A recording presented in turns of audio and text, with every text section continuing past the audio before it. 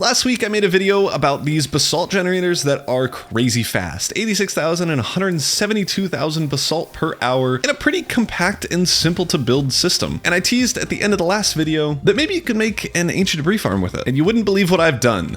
So this is using the Create Ultimate Factory mod. If you don't have that mod, you cannot do this. But basically the recipe that we're using is nether bricks get crushed down into nether bricks and a less than 1% chance for netherite scraps. Netherite bricks can be made from smelting netherrack, which can be made by haunting basalt, which is, believe it or not, the farm that we made. And here is this whole system. We have our original basalt generator in the back here that then gets haunted and then smelted. And then we have the entire processing for all of the nether bricks that we need. This thing is pretty insane. This section I am so proud of. It is, I think, as compact as you can make it. I don't think there is a single air block.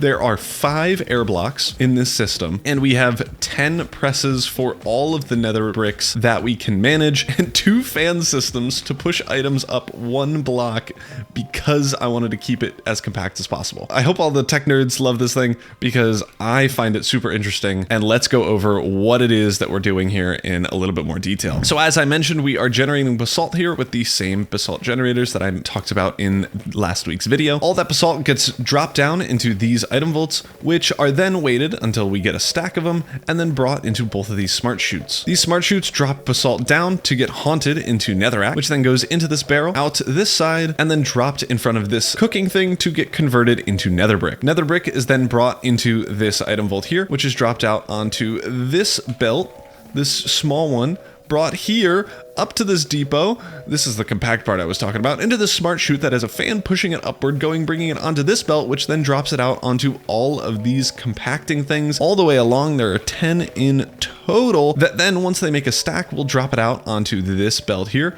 bringing it up to be crushed into nether bricks and ancient debris scraps. The nether bricks are then recycled back into that item vault that we already brought earlier, and then the netherite scraps are put here. This farm is insanely fast. I actually was testing it and couldn't believe my eyes because it's so bloody fast. It is faster than you would maybe suspect, because even though we're generating 172,000 basalt, we're actually getting more nether bricks because each crushing of the nether brick blocks gives us 1.25 nether brick back. So we are actually getting way more nether brick than we anticipate, and therefore more nether brick blocks, and therefore more netherite scraps. And as you can see, we have a ton here. To give you a little insight, we produce 640 netherite scrap per hour. This was tested over a 2-hour period, which is 10 stacks or 2.5 stacks of netherite ingots per hour. This thing uses 55,000 stress units. Since we're in the nether, it is going to be very difficult to get a steam engine into the nether since you need water for that, which means you're going to be needing windmills, and a lot of them. In order to encompass all 55,000 stress units, here we're going to need 7 max-sized windmills.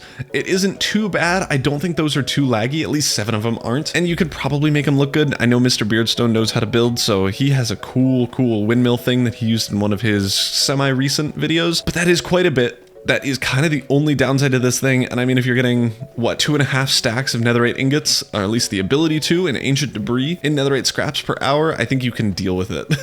This thing also, as you can pretty easily see, requires a ton of the brass age stuff. Again, if you're making netherite scraps, you should be able to afford it. The reason for this is so that we can either filter stuff out like we do over here, or take things by the stack. So it is a little bit expensive on the brass front, but again, I mean, if you're in Create 6.0, I released a brass age farm, so this would actually be free, basically. But those are kind of the main drawbacks. Let's get to placing the schematic first. And for the block by block tutorial people, skip ahead to the timestamp on the screen or the chapters down in the description to just jump straight to that. So I've just placed it in the schematic with the schematic cannon. And since I'm in creative, I can place down the creative motor, but normally you are not going to be connected to power initially. I do also want to mention that you are able to slow this down if you so desire, because it doesn't really break anything, I don't think. The only issue would be if you go too slow, like at 1 RPM, the fans here aren't going to be able to reach to smelt everything. So just make sure the lava fan over on this side Let's bring it up to 96.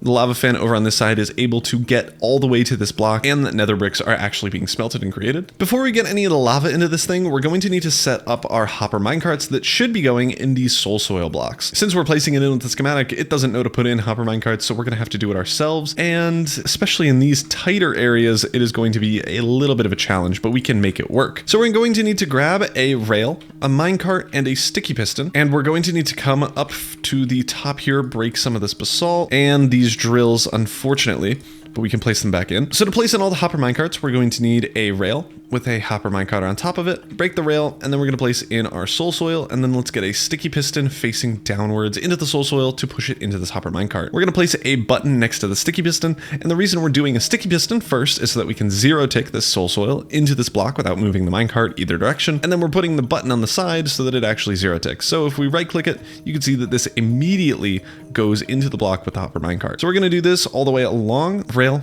minecart, soil, piston, and press that thing in, and we're going to do it for all 6 of these. When you get to the last one, you might be a little bit stuck, so you're gonna have to come over to the underside here and break the rail underneath here, and then you'll be able to get to the rest of these, and it is going to be a little bit faster to do them all at once, so that's what I'm doing here. So now that we have all of this side in, we're gonna have to do the other inside one, so breaking the basalt, breaking the drills, and breaking the soul soil temporarily. Once we have all of those in on the inside ones, we can place back these drills, make sure they're facing downward. And then over the outside ones, these are way easier. We can do it from the outside here. So I'm gonna do every other rails, break those rails, and then do every other, and then break those. We're gonna do soil on the outside, and then we're just gonna grab some pistons, getting underneath here, and have pistons go into the soil blocks. They're gonna be sticky pistons, of course, all the way along until we get to the end. Then we can just go along the sides of the sticky pistons. They can't be the back, it has to be one of the sides, and just button all of these blocks in. And once we have that, you should see a little wall of minecart bits.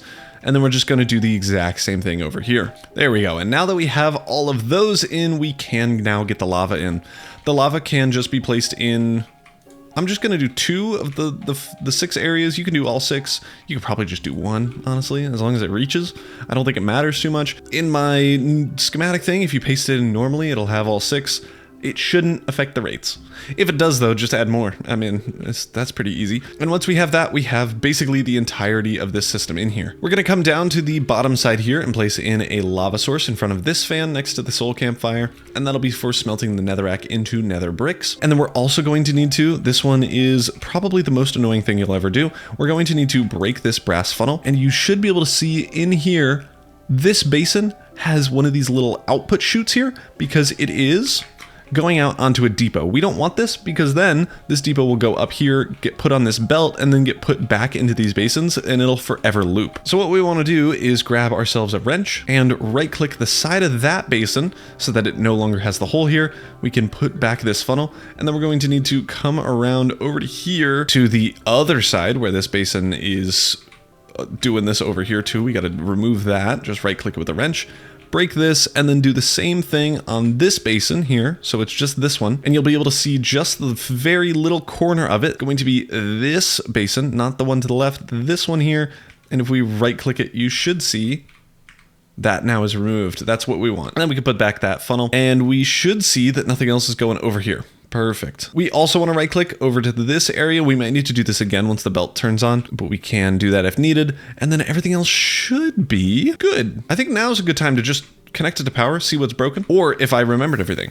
And there's almost no chance that I remembered everything. Ooh, one thing to check is that everything's going the correct way. These fans should be pushing the basalt towards this funnel here. If this funnel isn't picking stuff up for you, you probably have the Valkyrie and Skies mod that has a little bug with it, so be sure to fix that. Either update the mod, remove it, or pray, but make sure everything's spinning the right way. All these belts should be going inward. This one should be going inward. This belt should be going up to the top here. Everything is going the correct way for me. If it's not going the correct way for you, if everything seems to be wrong, just invert this to counterclockwise. If some things seem to be wrong, you can replace a shaft with a gearbox and it'll invert it. The same is true the other way around. So as this is running, we should see, yep, we're getting netherrack over here. The netherrack should eventually turn into nether bricks, get put in this item vault, and then brought over to these basins and get squished. And there we go. We got our first set here. So it is going to fill up with these 2 basins first and then go down the line, as you can see.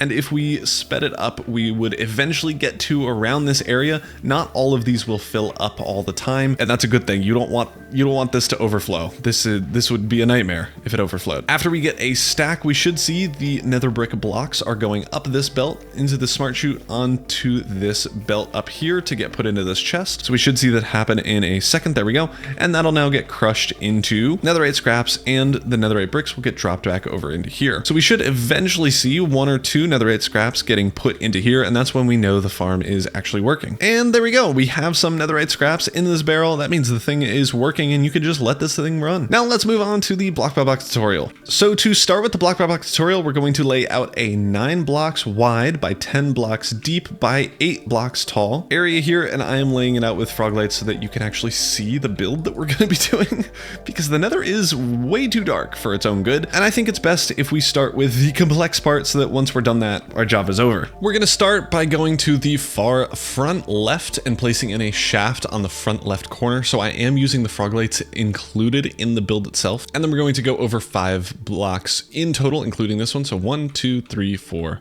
5, placing in a shaft, and then we're going to place a shaft next to it.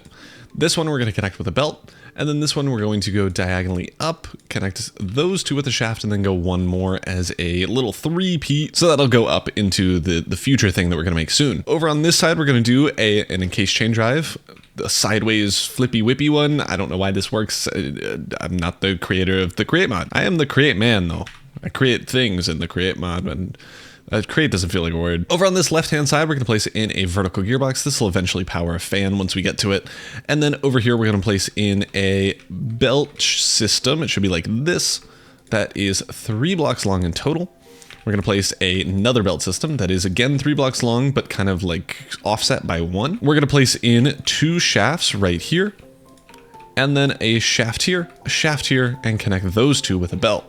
So you should have this weird belt system here that we are going to connect up in a second. We're then going to place in our final belt over here. It is going to go to from this one to right here, not connected to this belt. This is horrible. And then we're going to place in 2 gearboxes with a shaft going to this belt here. So this belt is going to connect up, oops, I didn't mean to do that, is going to connect up this belt, this 2x1 belt here, with these gearboxes up to this one here. It'll also connect up this gearbox here with this belt going this way, and now we can connect up this belt with this one. So we're going to place in cogwheel, cogwheel, cogwheel, and have whatever this L of cogwheels is. We're then going to place in a depot over at the ending block here, and this is going to be for our ancient debris netherite scrap pickup system, where our output chest is going to be right, believe it or not, in that spot. There we go. All right, we're going to also place in some abstract glass for right now. We're going to go 5 blocks from this little corner block, so 1, 2, 3, 4, 5, and then we're going to place in 4 to the left of it, and then 3 to the right of it, so that it looks something like this. This is where our fans are going to be eventually, but we're not even there yet, so we're not really going to worry about it. We can get back to this in a second. But basically, from the front, 5 back, 4 to the right, a little bit offset, and then 3 to the left over here. And this basically just kind of segments off the complex part to the super easy generator part. Going up by 1 layer now, we're going to just start off on this front belt system here. We are going to get a smart chute, set the filter to nether bricks, go all the way along here. We're going to have 6 in total. So you should have nether bricks in the filters for all of these, and we're eventually going to have our basins on top of this. We're then going to place in more of these smart chutes, but first a fan on top of that gearbox, and then smart chutes 1, 2, 3, again with this nether brick filter. We're going to do 2 item vaults in the middle, and then 1 more chute, again with the filter, on the other side, so we should have 10 in total. We're just going to build up this item vault by 1 more to make it a 2x2, and then over on this side, we're going to have a brass funnel going out onto this belt here. We're going to have a depot with an andesite funnel going into it. This is going to have our nether bricks, the bricks themselves, not the blocks, go out onto this belt, onto this depot, and then eventually into a chute here that is being pushed upward to get onto a top belt. Over on this front right side, we're going to place in a shaft on top of this encased chain drive. We're going to do an encased fan on top of that. That'll again be blowing items upward onto that belt there. Over on this side here, we're going to place in 2 smart chutes, this time with the filter of netherite scraps going downwards onto this belt. And then over at the depot here, we're going to go diagonally up a block to to put our barrel with an andesite funnel going into it. It can be a brass one, but an andesite one works just as well. And this is going to be our output for our netherite scraps. On top of this cogwheel here, we're going to place in another one. So those should be connected like so. And then we're going to place in 3 shafts all next to each other, all connected with a belt with a depot at the end. We're going to get a brass funnel going into the item vault like so. And then we're going to have a shaft coming out of here, 1, 2, 3, 4 blocks in total that we will eventually connect up to our main power source. This area here is where our smelting system is going to be. So we're going to place in a barrel right behind this depot here with a brass funnel of netherrack going into it, brass funnel of netherrack coming out of it, and then a brass funnel of nether brick ingots, nether brick bricks going into the item vault itself. So this netherrack will get smelted into bricks and get put in there. Over on this side, we're going to place in a smart chute with an andesite funnel going into it. And this is basically just a routing thing with items that I couldn't simplify any better. We're then going to come over to these smart chutes, and on top of both of those, we're going to place in 2 more identical ones, again with the filter of netherite scraps. Next to those, we're going to place in 2 depots with andesite funnels, brass funnels coming out of that onto the belt here. We're going to place in a glass block here. And then on top of all of these nether brick block chutes, we're going to place in basins, again with the nether brick block crafting thingy set as the filter. We're going to go all the way along here. You're going to place down 10 in total. And right now is a really good time to, with a wrench, right click both of these basins so that they don't drop out onto this depot, and then right click the other side here so that this side also doesn't drop out into the smart chute. Once we have that, we can get a non-filtered smart chute here that we have an andesite funnel bringing stuff from the depot into this smart chute. And then we're going to go up to the next level where we're going to place a shaft, go all the way to one before the end here, and we're going to connect those up with a belt. And on the end block here, we're placing a depot. We're going to get brass funnels, have them facing out into the basin. We're setting the filter to the normal nether bricks, and we're doing that in front of or on top of all of the basins that we are going to be using for our pressing into bricks themselves. Again, there should be 10 of them. On these 2 smart chutes, we're placing again 2 more smart chutes, and this time we are adding nether brick funnels going out onto these depots that will then get cascaded down and go back into the item vault for extra storage purposes. Over on this side here, make sure you right click the basin so that it doesn't spew out items onto this block here. On top of this encased fan, we're going to place in a smart chute. We're going to need to grab another andesite funnel, have it going into that smart chute. And then on top of that smart chute, we're placing a shaft, and we're going to just diagonally upward this to 3 blocks long in total, and that will be our item kind of system, whatever you call it. Has anyone ever told you I'm so good at talking? That's what I'm doing here. I get paid by Google to talk. Over on this item vault block, we're going to place in a vertical gearbox, and then another one directly on top of it, and then another one to the side of the one directly on top of that one. This is going to be where we're powering all of our mechanical presses. These things are kind of a mess since you can only power them from one side, and we need to power so many of them. So we're going to go along and place in mechanical presses. Make sure they're rotated so that the shaft part of them is facing into this middle belt line of blocks here, because that's where we're going to be powering it from. So we're going to place in all of them on top of the basins, on top of the brass funnels, and we're going to go all the way along here and just make sure the shafts are facing inward.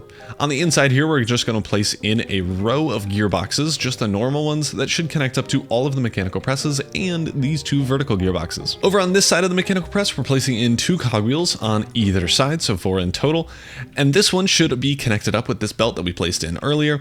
And then this one to connect up, we're going to place in a vertical gearbox going upward into nothing for now. And that nothing is actually going to be changed. We are going to be placing in an encased chain drive, and then we're going to place another one sideways, a vertical one sideways, sideways. Make sure you shift that one in because it'll want to connect up to this gearbox. We don't want it to. And then vertical, sideways, vertical. So we should have vertical, sideways, vertical, side, side, vertical, sideways, vertical. And this is just going to be used as a nightmare for powering everything that we need while not side powering other stuff. This vertical one is going to be going into a vertical gearbox with a normal gearbox next to it, and that is going to be powering this belt here. And then over on this side here, we're placing in a shaft that'll be connected up to the encased chain drives that power all of the drills. On top of these crushing wheels, we're going to place in 2 smart chutes. We're going to place in a double chest on top of those smart chutes and an andesite funnel going into that double chest. And at the end of this block belt belt block here, we're gonna place in a block of glass. And that is the complicated part. Now it comes to the easier part where we have all this stuff. So to start off, we're gonna get the fan system in. We're gonna put a soul campfire there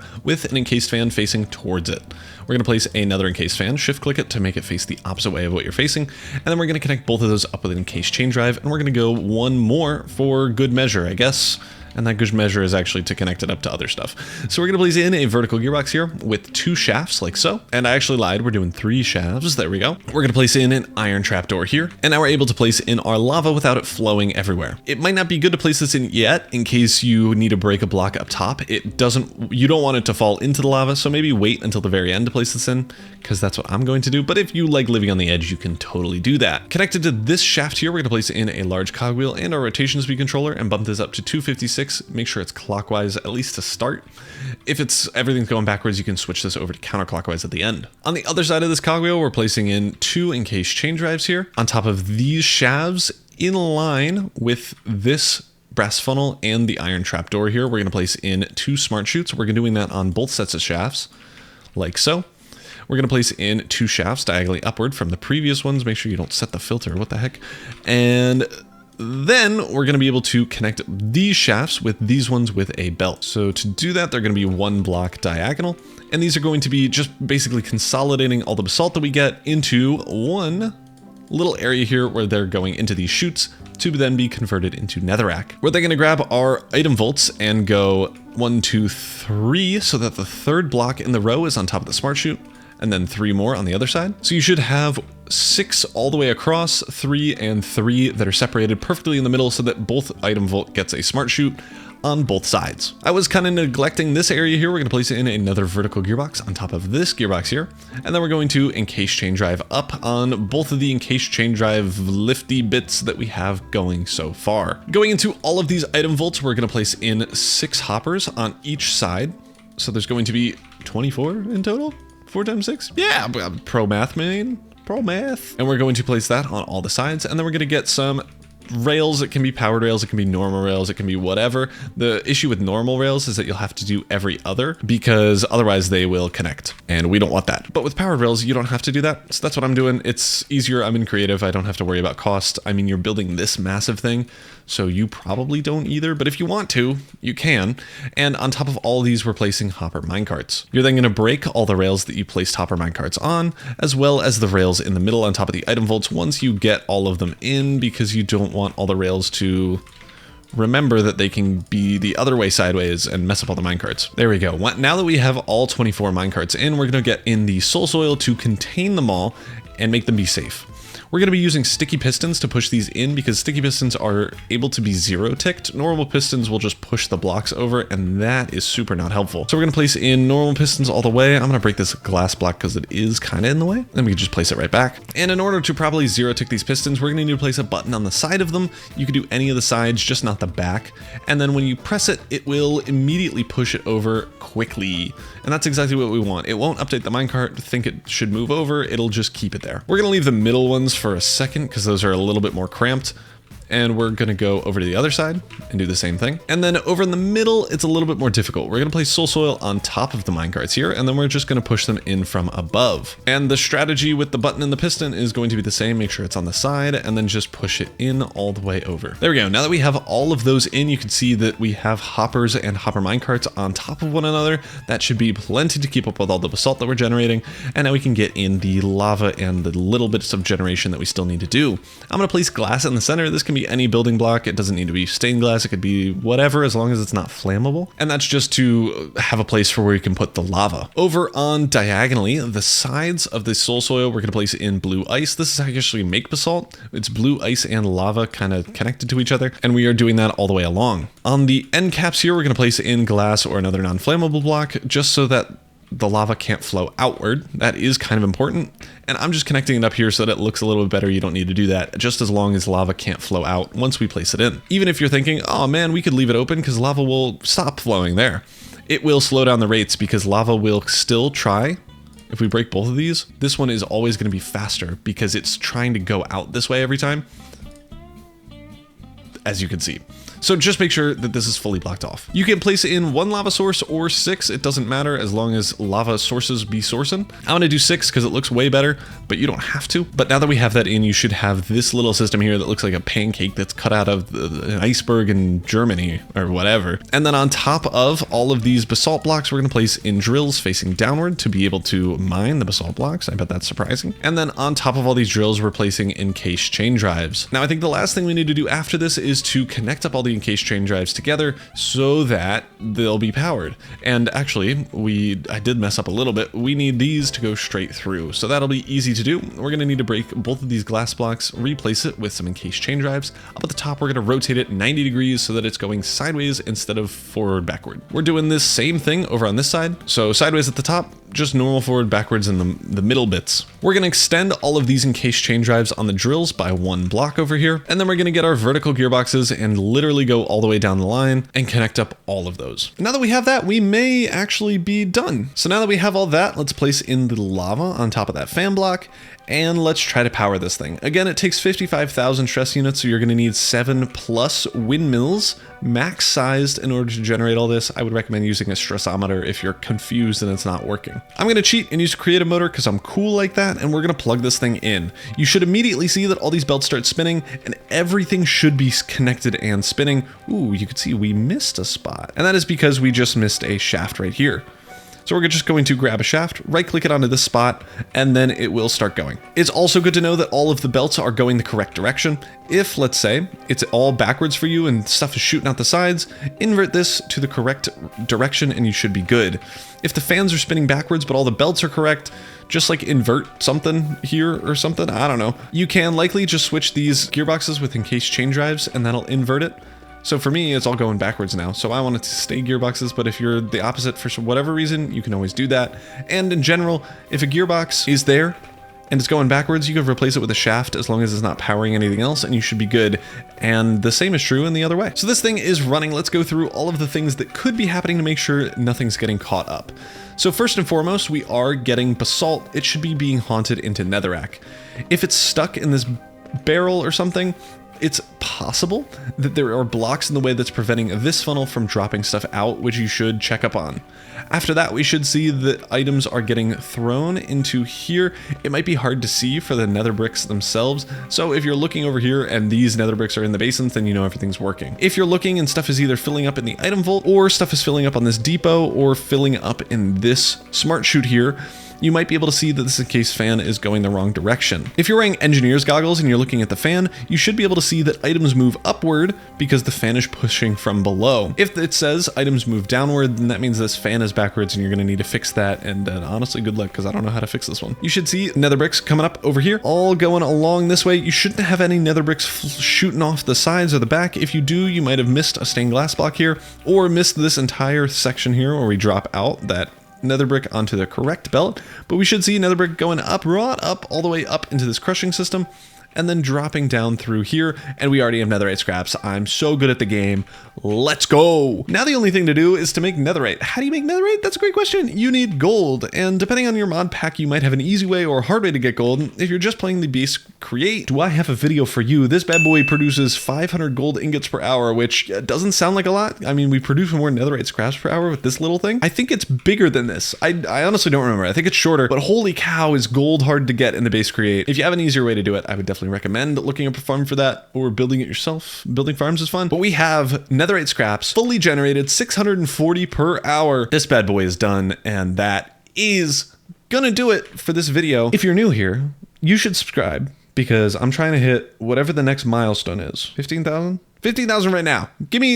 When you're watching this video, I better have 20,000. And if you're not subscribed, you should. I think only 10% of my viewers are subscribed, so you gotta subscribe. And then also like the video, check out all my other ones, check out my Createaholic series, all the other series that I do, and say you love your mom, because that's nice. All right, I'm gonna see y'all next time.